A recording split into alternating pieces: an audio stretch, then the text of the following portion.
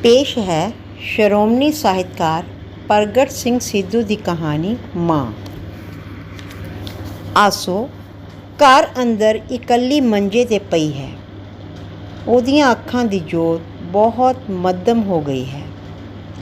ਸਭ ਕੁਝ ਧੁੰਦਲਾ ਧੁੰਦਲਾ ਦਿਸਦਾ ਹੈ, ਜਿਵੇਂ ਹਰ ਇੱਕ ਚੀਜ਼ ਨੇ ਆਪਣੇ ਦੁਆਲੇ ਸੰਘਣੀ ਧੁੰਦ ਦੀ ਚਾਦਰ ਲਪੇਟ ਰੱਖੀ ਹੋਵੇ। ਗਲੀਆਂ ਵਿੱਚ ਤੁਰਦੇ ਆਦਮੀ ਅਤੇ ਪਸ਼ੂ, ਖੇਤਾਂ ਵਿੱਚ ਖੜ੍ਹੇ ਰੁੱਖ, ਹਰ ਇੱਕ ਦੇ ਦੁਆਲੇ ਸੰਘਣੀ ਧੁੰਦ ਦਾ ਪਰਦਾ ਹੈ। ਇਹ ਅੱਖਾਂ ਵਿਚਾਰੀਆਂ ਵੀ ਕੀ ਕਰਨ? ਕਿੰਨੇ ਹੀ ਸੂਰਜ ਇਹਨਾਂ ਵਿੱਚ ਡੁੱਬੇ ਅਤੇ ਚੜ੍ਹੇ ਹਨ। ਬਹੁਤ ਕੁਝ ਦੇਖ ਲਿਆ ਹੈ ਇਹਨਾਂ ਅੱਖਾਂ ਨੇ। 80 ਵਰ੍ਹਿਆਂ ਦੀ ਲੰਬੀ ਤੰਦ ਇਹਨਾਂ ਅੱਖਾਂ ਵਿੱਚੋਂ ਲੰਘ ਚੁੱਕੀ ਹੈ। ਜਦੋਂ ਵੀ ਸੂਰਜ ਡੁੱਬਦਾ ਹੈ, ਚੁਟਕੀ ਭਰ ਹਨੇਰਾ ਆਸੋ ਦੀਆਂ ਅੱਖਾਂ ਵਿੱਚ ਰੱਖ ਜਾਂਦਾ ਹੈ। ਹੁਣ ਚਾਨਣ ਘਟ ਰਿਹਾ ਹੈ ਅਤੇ ਹਨੇਰਾ ਵੱਧ ਰਿਹਾ ਹੈ। ਵੱਧ ਰਹੇ ਹਨੇਰੇ ਵਿੱਚ ਸਭ ਕੁਝ ਡੁੱਬਦਾ ਜਾ ਰਿਹਾ ਹੈ।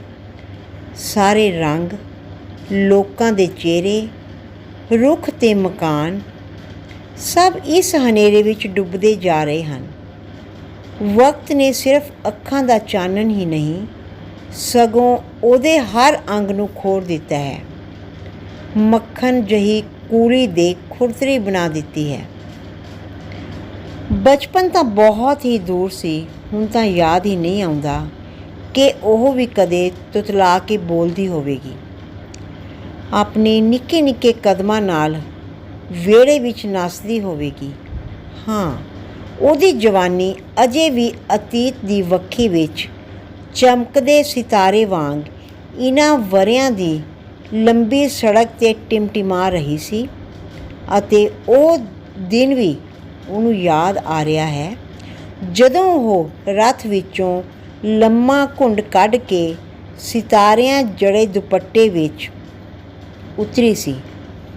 ਜਦੋਂ ਪਹਿਲੀ ਵਾਰ ਇਸ ਪਿੰਡ ਦੀ ਧਰਤੀ 'ਤੇ ਕਦਮ ਰੱਖਿਆ, ਉਸ ਨੂੰ ਸਭ ਕੁਝ ਓਪਰਾ ਓਪਰਾ ਲੱਗਿਆ ਸੀ। ਉਹ ਜਿਵੇਂ ਆਪਣੇ ਪਿਓਕੇ ਪਿੰਡ ਇੱਕ ਪੂਰਾ ਵਸਦਾ ਰਸਦਾ ਸੰਸਾਰ ਛੱਡ ਆਈ ਸੀ। ਆਪਣੇ 3 ਵੀਰ, ਭਰਜਾਈਆਂ ਅਤੇ ਉਹਨਾਂ ਦੇ ਬੱਚੇ, ਉਹਦੀ ਆਪਣੀ ਮਾਂ ਅਤੇ ਅੱਖਾਂ ਵਿੱਚ ਅੱਥਰੂ ਭਰ ਕੇ ਵਿਦਾ ਕਰਨ ਵਾਲਾ ਬਾਪ।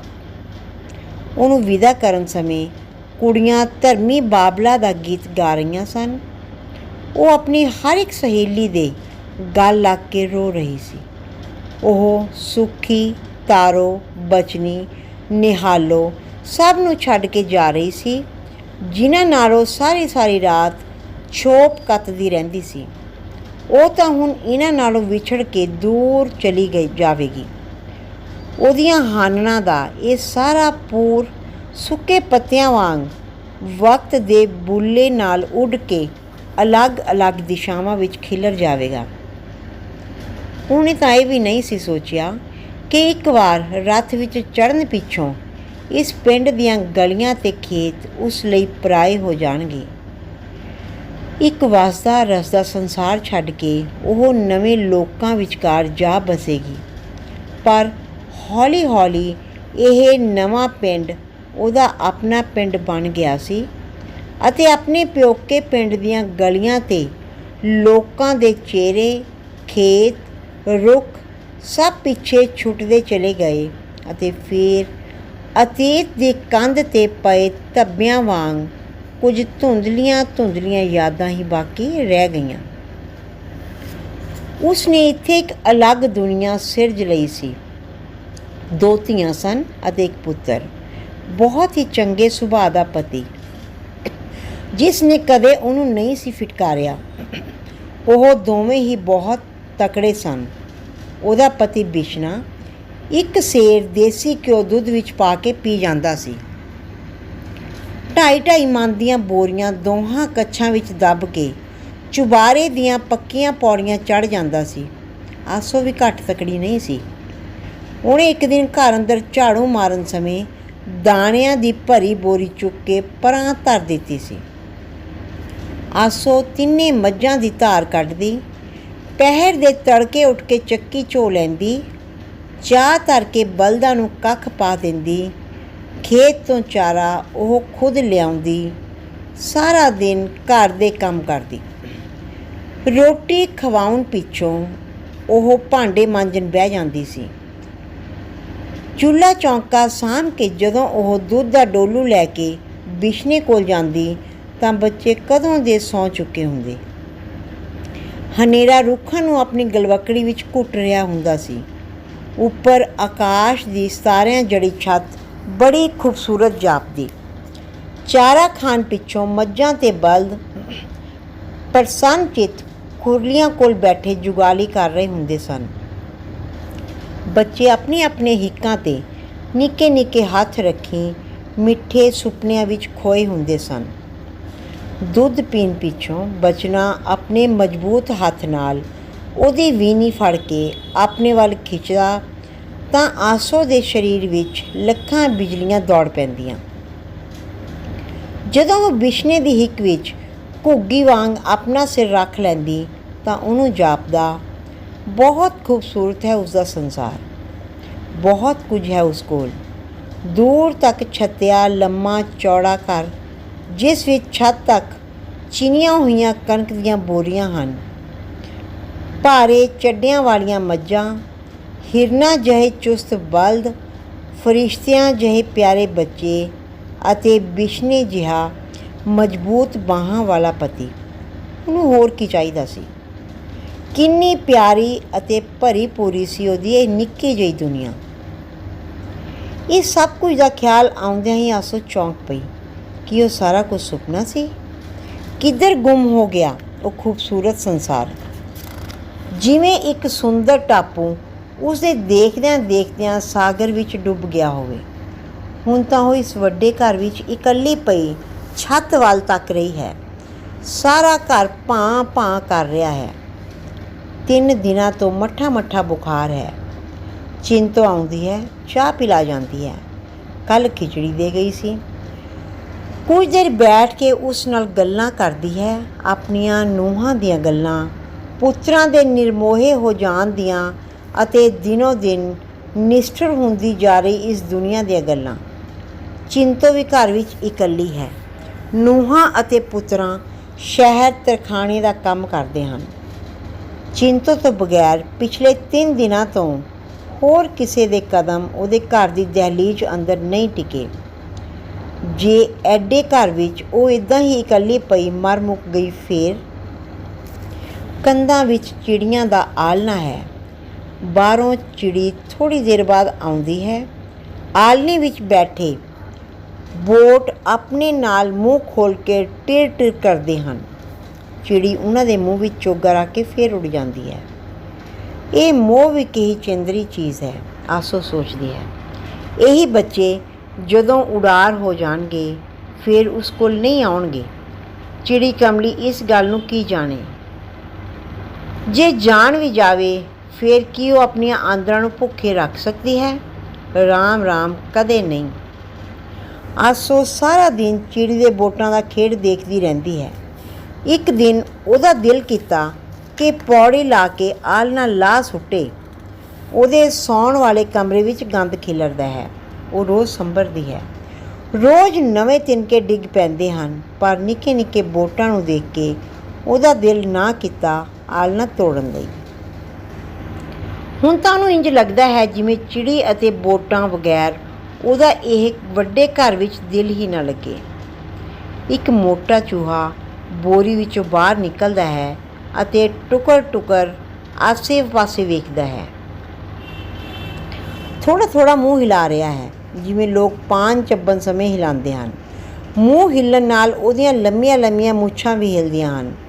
ਆਸੋ ਨੂੰ ਉਸ ਚੂਹੇ ਤੋਂ ਡਰ ਲੱਗਦਾ ਹੈ। ਉਹ ਦਿਨ ਵਿੱਚ ਕਈ ਵਾਰ ਬੋਰੀਆਂ ਪਿੱਛੋਂ ਨਿਕਲ ਕੇ ਉਸ ਵੱਲ ਇੱਦਾਂ ਹੀ ਵੇਖਦਾ ਰਹਿੰਦਾ ਹੈ। ਆਸੋ ਨੂੰ ਲੱਗਦਾ ਹੈ ਜਿਵੇਂ ਉਹ ਮਰ ਗਈ ਹੈ। ਘਰ ਵਿੱਚ ਕੋਈ ਨਹੀਂ। ਇਹੀ ਚੂਹਾ ਬੋਰੀਆਂ ਪਿੱਛੋਂ ਨਿਕਲ ਕੇ ਪਹਿਲਾਂ ਉਸ ਵੱਲ ਵੇਖਦਾ ਹੈ, ਫਿਰ ਹੌਲੀ ਹੌਲੀ ਅਗਾਂਹ ਵੱਧਦਾ ਹੈ। ਮੰਜੇ ਦੇ ਇਰਦ ਉੱਧਰ ਗੇੜਾ ਕੱਢਦਾ ਹੈ। ਫਿਰ ਪਾਵੇ ਥਾਣੀ ਮੰਜੇ 'ਤੇ ਚੜ੍ਹ ਕੇ ਉਹਦੇ ਅੰਗੂਠੇ 'ਤੇ ਦੰਦੀ ਵੱਢਦਾ ਹੈ। ਤੇ ਉਹ ਮ੍ਰਿਤਕ ਸਰੀਰ ਨੂੰ ਕੁਤਰ-ਕੁਤਰ ਖਾਣ ਲੱਗ ਪੈਂਦਾ ਹੈ। ਇਸ ਖਿਆਲ ਤੋਂ ਘਬਰਾ ਕੇ ਉਹ ਉੱਠ ਬੈਠਦੀ ਹੈ। ਉਸ ਨੂੰ ਆਪਣਾ ਘਰ ਬੜਾ ਡਰਾਉਣਾ ਜਾਪਦਾ ਹੈ, ਇੱਕ ਵੱਡੀ ਕਬਰ ਵਾਂਗ, ਜਿਸ ਅੰਦਰ ਉਹ ਮਰ ਜਾਵੇਗੀ, ਪਰ ਕਿਸੇ ਨੂੰ ਕੋਈ ਪਤਾ ਨਹੀਂ ਲੱਗੇਗਾ। ਅੰਦਰ ਇੱਕ ਮੋਟਾ ਚੂਹਾ ਉਸ ਦੀ ਲਾਸ਼ ਨੂੰ ਕੁਤਰ-ਕੁਤਰ ਖਾਂਦਾ ਰਹੇਗਾ।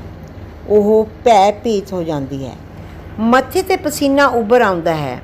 ਅੱਖਾਂ ਡਰ ਨਾਲ ਫੈਲ ਜਾਂਦੀਆਂ ਹਨ। ਉਹ ਮੰਜੇ ਕੋਲੋਂ ਪਈ ਜੁੱਤੀ ਚੁੱਕ ਕੇ ਚੂਹੇ ਦੇ ਮਾਰਦੀ ਹੈ। ਚੂਹਾ ਨੱਸ ਕੇ ਘੜੇ ਪਿੱਛੇ ਲੁਕ ਜਾਂਦਾ ਹੈ। ਉਸਨੇ ਕਿੰਨੀ ਹੀ ਵਾਰ ਇਸ ਚੂਹੇ ਨੂੰ ਮਾਰਨ ਦੀ ਕੋਸ਼ਿਸ਼ ਕੀਤੀ ਹੈ, ਪਰ ਉਸ ਕੋਲੋਂ ਇਹ ਚੂਹਾ ਨਹੀਂ ਮਰਿਆ। ਹੁਣ ਜਦੋਂ ਵੀ ਇਹ ਚੂਹਾ ਆਸੋ ਵੱਲ ਵੇਖਦਾ ਹੈ ਤਾਂ ਉਸ ਨੂੰ ਇਸ ਕੋਲੋਂ ਇੱਕ ਅਣਜਾਣਿਆ ਜਿਹਾ ਭੈ ਆਉਂਦਾ ਹੈ। ਆਸੋ ਦੀ ਨਿਗਾਹ ਸਾਹਮਣੇ ਕੰਧ ਨਾਲ ਖੜੀ ਮੋਟੀ ਸੋਟੀ 'ਤੇ ਪੈਂਦੀ ਹੈ। ਇਹ ਸੋਟੀ ਵਿਸ਼ਨੇ ਦੀ ਹੈ, ਜਿਸ ਦਿਨ ਉਹ ਪੂਰਾ ਹੋਇਆ ਇਹੀ ਸੋਟੀ ਲੈ ਕੇ ਖੇਤ ਗਿਆ ਸੀ। ਹੁਣ ਵੀ ਆਸੋ ਨੂੰ ਕਈ ਵਾਰ ਲੱਗਦਾ ਉਹ ਬਾਹਰੋਂ ਆਵੇਗਾ ਅਤੇ ਕੰਧ ਨਾਲ ਖੜੀ ਸੋਟੀ ਚੁੱਕ ਲਵੇਗਾ। ਭਾਵੇਂ ਉਹ ਜਾਣਦੀ ਹੈ ਬਿਸ਼ਨਾ ਹੁਣ ਇਸ ਸੰਸਾਰ ਵਿੱਚ ਨਹੀਂ ਰਿਹਾ, ਪਰ ਫਿਰ ਵੀ ਪਤਾ ਨਹੀਂ ਕਿਉਂ ਉਸਨੂੰ ਇਹ ਲੱਗਦਾ ਹੈ ਕਿ ਇੱਕ ਦਿਨ ਇਹ ਅਣਹੋਣੀ ਘਟਨਾ ਵਾਪਰ ਜਾਵੇਗੀ। ਫਿਰ ਆਸੋ ਦੀ ਕਲਪਨਾ ਵਿੱਚ ਬਿਸ਼ਨੇ ਦਾ ਚਿਹਰਾ ਉੱਭਰਦਾ ਹੈ। ਉਹ ਉਸ ਨੂੰ ਕਹਿ ਰਿਹਾ ਸੀ, ਮੁੰਡਾ ਛੋਟਾ ਹੈ, ਅਜੇ ਇਹਦਾ ਵਿਆਹ ਨਾ ਕਰ। ਪਰ ਆਸੋ ਨਹੀਂ ਸੀ ਮੰਨੀ। ਆਸੋ ਨੂੰ ਮਹਿਸੂਸ ਹੁੰਦਾ, ਜਦੋਂ ਵੀ ਬਿਸ਼ਨਾ ਕੋਈ ਗੱਲ ਕਹਿੰਦਾ ਉਸ ਨੂੰ ਹਮੇਸ਼ਾ ਲੱਗਦਾ ਸੀ ਕਿ ਉਹ ਗਲਤ ਹੈ, ਪਰ ਸਮਾਂ ਹਮੇਸ਼ਾ ਬਿਸ਼ਨੇ ਨੂੰ ਸੱਚਾ ਅਤੇ ਉਸ ਨੂੰ ਝੂਠੀ ਸਾਬਤ ਕਰ ਦਿੰਦਾ ਸੀ। ਉਹ ਬੜੇ ਚਾਵਾਂ ਨਾਲ ਬਹੂ ਘਰ ਲਿਆਈ ਸੀ। ਉਹਦੇ ਪੁੱਤਰ ਸੁੱਖੇ ਨਾਲੋਂ ਬਹੂ ਗਿੱਠ ਉੱਚੀ ਸੀ। ਤਿੱਖੇ ਤਲਵਾਰ ਜਿਹੇ ਨਕਸ਼, ਚੰਦ ਜਿਹਾ ਚੌੜਾ ਮੱਥਾ, ਜਿਸ ਉੱਪਰ ਲਟਕਦਾ ਟਿੱਕਾ ਬਹੁਤ ਸੁੰਦਰ ਲੱਗਦਾ। ਬਹੂ ਦੇ ਆਉਣ ਨਾਲ ਉਹਨੂੰ ਘਰ ਵੀ ਭਰਿਆ ਭਰਿਆ ਜਾਪਦਾ, ਪਰ ਉਹਦੀ ਇਹ ਖੁਸ਼ੀ ਉਸ ਦਿਨ ਕਿਰਕਿਰੀ ਹੋ ਗਈ ਜਦੋਂ ਉਹਨੇ ਆਪਣੀ ਹੀ ਬਾਹਰਲੇ ਘਰ ਦੀ ਰੋੜੀ ਕੋਲ ਬਚਨੇ ਬੜੈਚ ਨਾਲ ਬਹੂ ਨੂੰ ਗੱਲਾਂ ਕਰਦਿਆਂ ਵੇਖ ਲਿਆ ਸੀ ਅਤੇ ਉਸ ਦਿਨ ਪਹਿਲੀ ਵਾਰ ਬਿਸ਼ਨੇ ਦੀ ਗੱਲ ਉਸ ਨੂੰ ਕੁਝ ਸੱਚ ਲੱਗੀ। ਪਰ ਆਸੋ ਨੇ ਸੋਚਿਆ ਕਿ ਉਹ ਸਭ ਕੁਝ ਠੀਕ ਕਰ ਲਵੇਗੀ। ਉਹ ਬਹੂ ਨੂੰ ਅੱਖ ਹੇਠ ਰੱਖਣ ਲੱਗ ਪਈ। ਮੁੰਡੇ ਨੂੰ ਰੋਟੀ ਘੱਟ ਅਤੇ ਦੁੱਧ ਘਿਓ ਜ਼ਿਆਦਾ ਦਿੰਦੀ, ਪਰ ਉਹ ਖੁਰਾਕ ਦੇ ਜ਼ੋਰ ਵਰ੍ਹਿਆਂ ਦੀ ਐਡੀ ਲੰਮੀ ਖਾਈ ਨੂੰ ਇੱਕੋ ਪੁਲਾਂਘ ਕਿਵੇਂ ਪੁੱਟ ਸਕਦਾ ਸੀ। ਤੇ ਇੱਕ ਦਿਨ ਉਹ ਅਣਹੋਣੀ ਘਟਨਾ ਵਾਪਰ ਗਈ, ਜਿਸ ਦੇ ਵਾਪਰਨ ਦਾ ਧੁੰਦਲਾ ਜਿਹਾ ਅਹਿਸਾਸ ਉਸ ਨੂੰ ਹਮੇਸ਼ਾ ਰਹਿੰਦਾ ਸੀ। ਵਿਹੜੇ ਵਿੱਚ ਉਸ ਦੀ ਨੂੰਹ ਦੀ ਲਾਸ਼ ਪਈ ਸੀ, ਅੱਧੀ ਗਰਦਨ ਕੱਟੀ ਹੋਈ। ਮੰਜੇ 'ਤੇ ਆਸੋ ਦਾ 2 ਸਾਲ ਦਾ ਪੋਤਾ ਬੈਠਾ ਰੋ ਰਿਹਾ ਸੀ। ਖੂਨ ਦੀ ਧਾਰ ਧਰਤੀ 'ਤੇ ਰੁੜ ਕੇ ਬਹੂ ਦੇ ਕੇਸਾਂ ਵਿੱਚ ਚਲੀ ਗਈ। ਗਲ ਦਾ ਰਾਣੀ ਹਾਰ ਟੁੱਟਿਆ ਪਿਆ ਸੀ। ਸੁੱਖਾ ਹੱਥ ਵਿੱਚ ਖੂਨ ਨਾਲ ਲਿਬੜਿਆ ਗੰਡਾਸਾ ਫੜੀ ਖੜਾ ਸੀ। ਉਹਦੀਆਂ ਅੱਖਾਂ ਵਿੱਚ ਨਫ਼ਰਤ ਦੀ ਜ਼ਹਿਰ ਸੀ, ਜਿਵੇਂ ਔਰਤ ਦੀ ਥਾਂ ਉਹ ਕਿਸੇ ਨਾਗਨ ਨੂੰ ਕਤਲ ਕਰਕੇ ਹਟਿਆ ਹੋਵੇ। ਆਸੋ ਠਿਠਕ ਕੇ ਖੜੋ ਗਈ, ਪਰ ਉਹਨੂੰ ਜਿਵੇਂ ਪਹਿਲਾਂ ਹੀ ਪਤਾ ਸੀ ਕਿ ਅਣਹੋਣੀ ਵਾਪਰਨੀ ਹੀ ਸੀ। ਸਾਨੂੰ ਤਾਂ ਘਰ ਤੱਕ ਥੇ, ਉਹਨੇ ਕੇਵਲ ਇੰਨਾ ਹੀ ਕਿਹਾ ਸੀ। ਇਹ ਦਿਨ ਆਸੋ ਨੂੰ ਕੱਲ੍ਹ ਵਾਂਗ ਯਾਦ ਹੈ। ਉਸ ਦਿਨ ਪਿੱਛੋਂ ਇੱਕ ਕਾਲੀ ਪਰਛਾਈ ਇਸ ਘਰ ਵਿੱਚ ਹਰ ਸਮੇਂ ਮੰਡਰਾਉਣ ਲੱਗ ਪਈ ਸੀ। ਮੱਝ ਦਾ ਦੁੱਧ ਸੁੱਕ ਚੱਲਿਆ ਸੀ। ਬਲਦਾਂ ਦੀ ਚਾਲ ਮੱਠੀ ਪੈ ਗਈ ਸੀ। ਸਾਰਾ ਘਰ ਸੋਗ ਵਿੱਚ ਡੁੱਬ ਪਿਆ ਸੀ। ਆਸੋ ਨੂੰ ਆਪਣੇ ਹੀ ਘਰ ਦੇ ਖੱਲਾ ਖੁੰਝਿਆਂ ਵਿੱਚੋਂ ਡਰ ਲੱਗਦਾ ਸੀ। ਕਈ ਵਾਰ ਉਸ ਨੂੰ ਬਹੂ ਸੰਦੂਕ ਪਿੱਛੇ ਖੜੀ ਨਜ਼ਰ ਆਉਂਦੀ। ਕੁੜੇ, ਇੱਥੇ ਖੜੀ ਏ, ਉਹ ਬੋਲਦੀ ਅਤੇ ਅਗਾਂਹ ਵੱਧ ਕੇ ਵੇਖਦੀ। ਉੱਥੇ ਕੁਝ ਵੀ ਨਹੀਂ ਸੀ ਹੁੰਦਾ। ਇੱਕ ਦਿਨ ਆਲੇ ਵਿੱਚੋਂ ਘਿਓ ਕੱਢਣ ਲੱਗੀ। ਭਾਂਡਿਆਂ ਦੀ ਟਾਂਡ ਦੇ ਨਾਲ ਖੁੰਝੇ ਵਿੱਚ ਸੂਹੇ ਸ਼ਾਲ 'ਚ ਲਪੇਟੀ ਬਹੂ ਖੜੀ ਸੀ। ਆਸੋ ਨੂੰ ਝਟਕਾ ਜਿਹਾ ਲੱਗਿਆ। ਉਹ ਇੱਕਦਮ ਪਿੱਛੇ ਹਟ ਗਈ, ਪਰ ਦੂਜੇ ਹੀ ਛਿਨ ਉੱਥੇ ਤਾਂ ਕੁਝ ਵੀ ਨਹੀਂ ਸੀ। ਕਿੱਲੀ ਉੱਪਰ ਬਹੂ ਦੀ ਫੁਲਕਾਰੀ ਲਟਕ ਰਹੀ ਸੀ। ਆਸੋ ਰਾਤ ਨੂੰ ਸੌਂਦੀ ਤਾਂ ਟਿਕੀ ਰਾਤ ਵਿੱਚ ਪੰਜੇਬਾਂ ਛਣਕਦੀਆਂ ਅਤੇ ਕਦਮ ਹੌਲੀ ਹੌਲੀ ਉਹਦੇ ਮੰਜੇ ਵੱਲ ਵਧਦੇ। ਬਹੂ ਆ ਕੇ ਉਹਦੇ ਮੰਜੇ ਦੀ ਹੀ 'ਤੇ ਬੈਠ ਜਾਂਦੀ। ਮਾਂ ਜੀ, ਓ ਮਾਂ ਜੀ, ਉਹਨੂੰ ਆਵਾਜ਼ ਸੁਣਦੀ। ਆਸੋ ਹੜਬੜਾ ਕੇ ਉੱਠ ਖੜ੍ਹਦੀ, ਪਰ ਉੱਥੇ ਕੁਝ ਵੀ ਨਹੀਂ ਸੀ ਹੁੰਦਾ। ਆਸੋ ਨੇ ਘਰ ਵਿੱਚ ਅਖੰਡ ਪਾਠ ਰਖਵਾਇਆ, ਪੁੰਨ ਦਾਨ ਕੀਤਾ, ਪਰ ਬਹੂ ਦੀ ਕਾਲੀ ਪਰਛਾਈ ਫਿਰ ਵੀ ਘਰ ਵਿੱਚ ਘੁੰਮਣੋਂ ਨਹੀਂ ਸੀ ਹਟਦੀ। ਪਰ ਹੁਣ ਉਹ ਇਸ ਛਾਇਆ ਕੋਲੋਂ ਡਰਦੀ ਨਹੀਂ ਸੀ। ਜਦੋਂ ਆਸੋ ਦਾ ਪੁੱਤਰ ਜੇਲ੍ਹ ਵਿੱਚੋਂ ਰਿਹਾ ਹੋ ਕੇ ਆਇਆ, ਤਦ ਤੱਕ ਉਹ ਦੋਵੇਂ ਕੁੜੀਆਂ ਵਿਆਹ ਚੁੱਕੀ ਸੀ। ਉਹਨੂੰ ਜਾਪਿਆ ਇਸ ਘਰ ਵਿੱਚ ਫੇਰ ਪਹਿਲਾਂ ਵਾਂਗ ਹਾਸੇ ਛਣਕਣਗੇ। ਉਹਦਾ ਪੋਤਾ ਦੇਬਾ ਹੁਣ 15 ਵਰ੍ਹਿਆਂ ਦਾ ਹੋ ਗਿਆ ਸੀ। ਆਸੋ ਅਤੇ ਵਿਸ਼ਨੂੰ ਦੇ ਵਾਲ ਚਾਂਦੀ ਰੰਗੇ ਹੋ ਗਏ ਸਨ। ਸੁੱਖੇ ਦੇ ਜੇਲ੍ਹ ਕੱਟਣ ਦੇ 13 ਵਰ੍ਹੇ ਵਕਤ ਦੇ ਉਹਦੀ ਹਿੱਕ 'ਤੇ 13 ਡੰਗ ਸਨ। ਜਿਵੇਂ ਉਹਦੇ ਆਪਣੇ ਜਿਸਮ ਦਾ ਇੱਕ ਟੁਕੜਾ ਹੋਣੀ ਨੇ ਉਹਦੇ ਆਪਣੇ ਸਰੀਰ ਨਾਲੋਂ ਕੱਟ ਕੇ ਜੇਲ੍ਹ ਦੀਆਂ ਉੱਚੀਆਂ ਦੀਵਾਰਾਂ ਅੰਦਰ ਸੁੱਟ ਦਿੱਤਾ ਸੀ। ਸੁੱਖੇ ਦਾ ਪੁੱਤਰ ਜਦੋਂ ਵਿਹੜੇ ਵਿੱਚ ਨਿੱਕੇ ਨਿੱਕੇ ਕਦਮਾਂ ਨਾਲ ਤੁਰਦਾ ਤਾਂ ਆਸੋ ਨੂੰ ਉਹ ਬਹੁਤ ਪਿਆਰਾ ਲੱਗਦਾ। ਉਹਦੀ ਤੜਾਗੀ ਨਾਲ ਬੰਨੇ ਚਾਂਦੀ ਦੇ ਨਿੱਕੇ ਜਿਹੇ ਘੁੰਗਰੂ ਛਣਕਦੇ। ਉਹ ਚੁੱਕ ਕੇ ਦੇਬੋ ਨੂੰ ਹਿੱਕ ਨਾਲ ਘੁੱਟ ਲੈਂਦੀ। ਉਹਨੂੰ ਜਾਪਦਾ ਜਿਵੇਂ ਸੁੱਖਾ ਹੀ ਨਿੱਕੇ ਬਾਲ ਦਾ ਰੂਪ ਧਰ ਕੇ ਉਹਦੀ ਗੋਦ ਵਿੱਚ ਆ ਬੈਠਿਆ ਹੋਵੇ। ਦੇਵ ਲਈ ਵੀ ਉਹਦਾ ਸਾਰਾ ਸੰਸਾਰ ਆਸੋ ਹੀ ਸੀ। ਆਸੋ ਮੰਜੇ 'ਤੇ ਪਈ ਪਾਸਾ ਪਰਤਦੀ ਹੈ, ਜਿਵੇਂ ਇਹਨਾਂ ਨਾ ਮੁੱਕਣ ਵਾਲੀਆਂ ਸੋਚਾਂ ਕੋਲੋਂ ਅੱਕ ਗਈ ਹੋਵੇ। ਚਿੜੀ ਫੇਰ ਆਲ੍ਹਣੇ ਵਿੱਚ ਆ ਬੈਠੀ ਹੈ। ਚਿੜਾ ਬਾਹਰ ਹੀ ਤਖਤੇ 'ਤੇ ਬੈਠ ਜਾਂਦਾ ਹੈ। ਦੋਵੇਂ ਬੋਟ ਆਪਣੇ ਨਿੱਕੇ ਨਿੱਕੇ ਲਾਲ ਮੂੰਹ ਖੋਲ੍ਹ ਦਿੰਦੇ ਹਨ ਚੋਗਾ ਲੈਣ ਲਈ। ਆਸੋ ਸੋਚਦੀ ਹੈ, ਜਦੋਂ ਇਹ ਵੱਡੇ ਹੋ ਜਾਣਗੇ ਇਹਨਾਂ ਦੇ ਪੈਰਾਂ ਵਿੱਚ ਤਾਕਤ ਆ ਜਾਵੇਗੀ।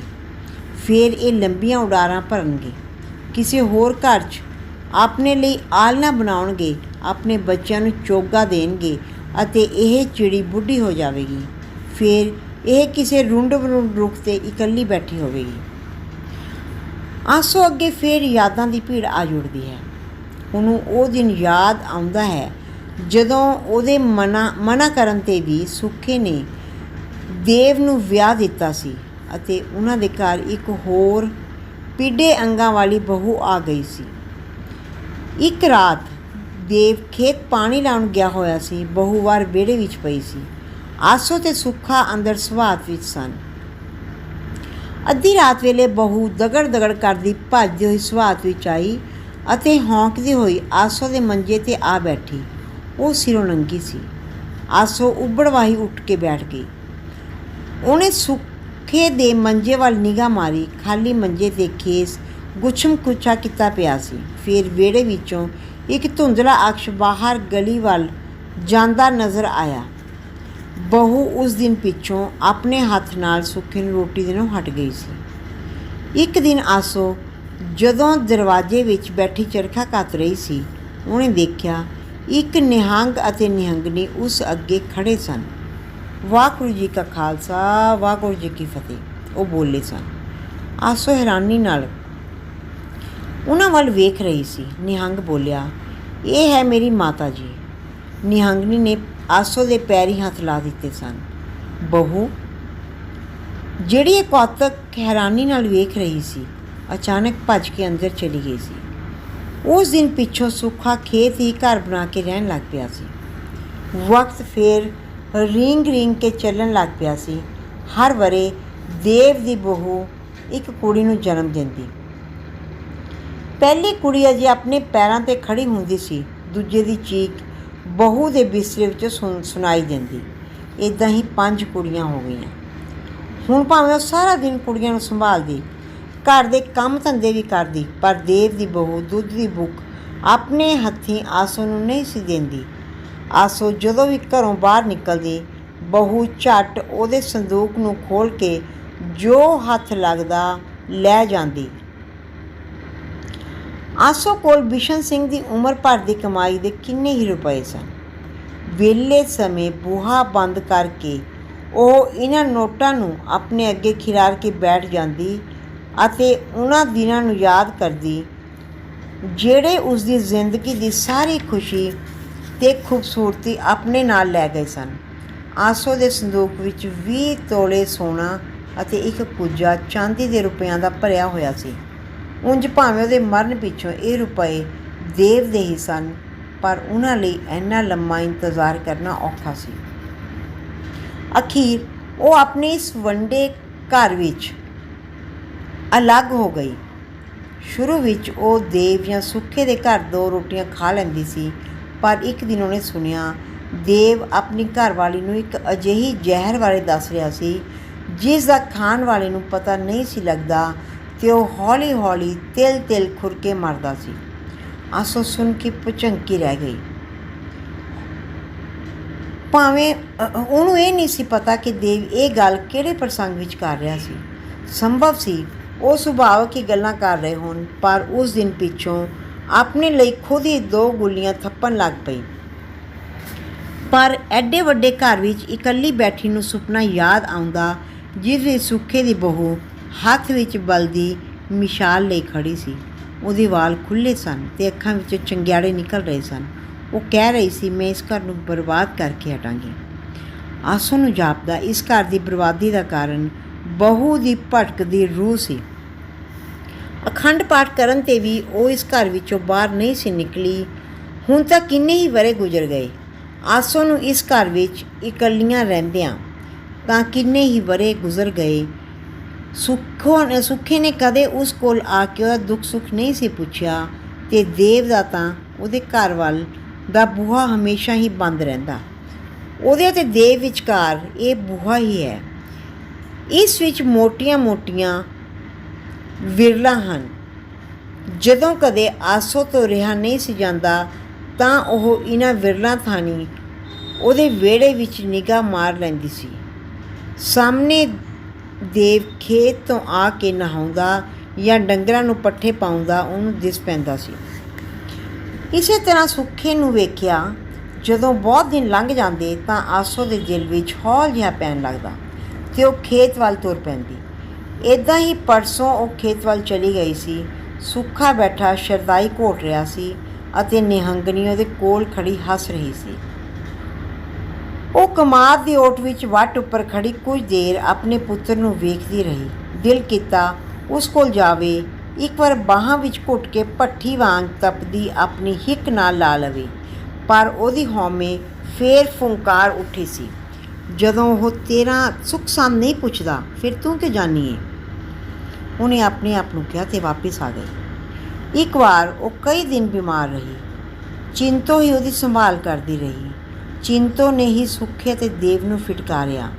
ਫਿਰ ਉਹ ਦੋਵੇਂ ਐਵੇਂ ਰਸਮੀ ਤੌਰ 'ਤੇ ਉਹਦਾ ਪਤਾ ਵੀ ਕਰ ਗਏ ਸਨ। ਹੁਣ ਜਿਉਂ-ਜਿਉਂ ਉਹਦੇ ਸਰੀਰ ਦੀ ਤਾਕਤ ਘਟ ਰਹੀ ਸੀ, ਉਹਨੂੰ ਇਸ ਘਰ ਕੋਲੋਂ ਡਰ ਲੱਗ ਰਿਹਾ ਸੀ।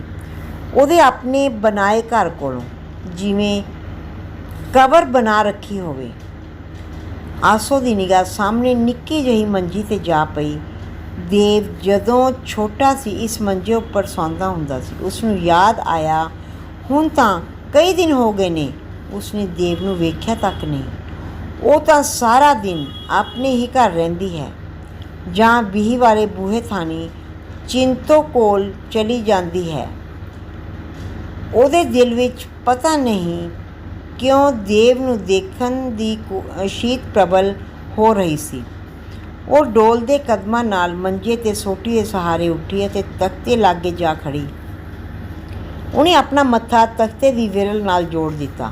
ਸਾਹਮਣੇ ਮੰਜੇ 'ਤੇ ਆਪਣੀਆਂ ਕੁੜੀਆਂ ਵਿਚਕਾਰ ਬੈਠਾ ਦੇਵ ਹੱਸ ਰਿਹਾ ਸੀ ਅਤੇ ਉਹਦੀ ਜਨਾਨੀ ਚੁੱਲ੍ਹੇ ਵਿੱਚ ਅੱਗ ਬਾਲ ਰਹੀ ਸੀ।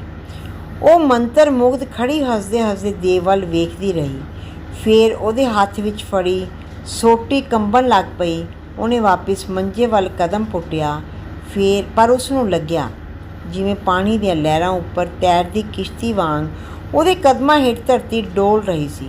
ਕੰਧਾਂ ਹਿੱਲ ਰਹੀਆਂ ਸਨ। ਘਰ ਦੀ ਛੱਤ ਝੁਕਦੀ ਹੋਈ ਥੱਲੇ ਵੱਲ ਆ ਰਹੀ ਸੀ। ਉਹ ਮੁਸ਼ਕਲ ਨਾਲ ਮੰਜੇ ਤੱਕ ਪੁੱਜੀ। ਮੰਜੇ ਉੱਪਰ ਬੈਠ ਕੇ ਉਹਨੇ ਇੱਧਰ ਉੱਧਰ ਵੇਖਿਆ। ਸਾਰਾ ਘਰ ਲਹਿਰਾਂ ਉੱਪਰ ਹਿਟਕੋਲੇ ਲੈਂਦਾ ਕਿਸ਼ਤੀ ਵਾਂਗ ਡੋਲ ਰਿਹਾ ਸੀ। ਆਟੇ ਦੇ ਪੀਪੇ ਪਿੱਛੋਂ ਨਿਕਲ ਕੇ ਮੋਟਾ ਚੂਹਾ ਟਿਕਟਿਕੀ ਬੰਨ੍ਹ ਕੇ ਉਸ ਵੱਲ ਵੇਖ ਰਿਹਾ ਸੀ। ਚੂਹੇ ਦੀਆਂ ਅੱਖਾਂ ਲਹੂ ਵਾਂਗ ਲਾਲ ਸਨ ਅਤੇ ਉਹਦੀਆਂ ਲੰਮੀਆਂ ਮੁੱਛਾਂ ਹਿੱਲ ਰਹੀਆਂ ਸਨ। ਆਸੋ ਵਿੱਚ ਇੰਨੀ ਹਿੰਮਤ ਨਹੀਂ ਸੀ ਕਿ ਉਹ ਚੂਹੇ ਦੇ ਕੁਝ ਮਾਰੇ। ਉਹ ਮੰਜੇ 'ਤੇ ਲੰਮੀ ਪੈ ਗਈ ਅਤੇ ਮੂੰਹ ਦੂਜੇ ਪਾਸੇ ਮੋੜ ਕੇ ਅੱਖਾਂ ਬੰਦ ਕਰ ਲਈਆਂ। ਚੌਹਾਨ ਇੰਟਰਟੇਨਮੈਂਟ ਤੁਹਾਡਾ ਆਪਣਾ, ਤੁਹਾਡੇ ਲਈ।